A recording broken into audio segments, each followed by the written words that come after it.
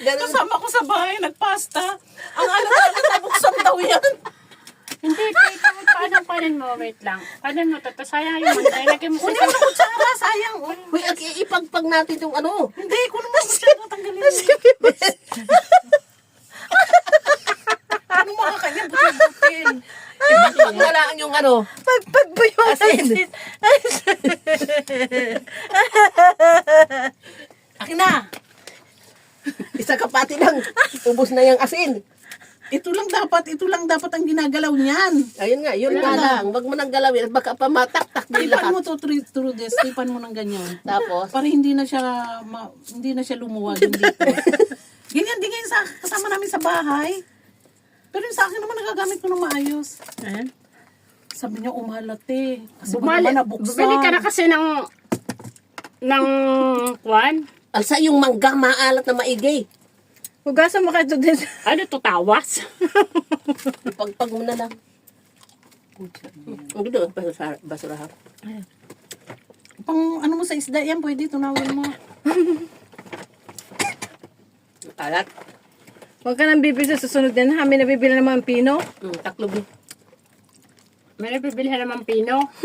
Kasi yan ang binili. Ay, sale kasi yan. Bakit magkano? Magkano 3 Dalawa dirham? yan eh. Kada? Dalawa yan, di ba? 3 dirham. Mare. Yung ganong malaki, na ganyan, sa Shopee, 3 dirham. Na gano'n, pino siya. Parang Tikit eh. lalagyan ng ano, Nutella. Meron akong pino, meron din akong ganyan na ano. Nainitan tuloy ako sa kata. Buti na lang hindi yan yung niluluto mo. Kung paano yan yung, Pagka nagluto ka, Diyos ko. yung tinula. Paano kayo lalagyan banto ng tubig? Wala na lasang tinula. Hindi ko pa nga yan gagamit doon.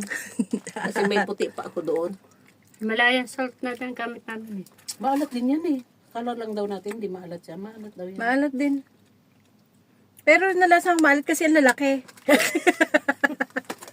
Kasi Ipan mo kanina, yung trudes, pagka nagluto ka, magbukas lahat yan sa inyo niluluto. Hindi naman siya masyado maalat kasi nagamit namin eh. pero kung gusto mo yung ilagay, tanggalin mo lang takip, ibubuno sa palad mo. Baka pag ganun ka, bigla mo naman mapaano. Hindi siya maasim. Apple mango to. Natunog tuloy sa ipin ko yung asin. Sumiksik nga doon sa gilagad ko. Ate, dalawang lutuan mo pa yan. Hindi may mangga na yan.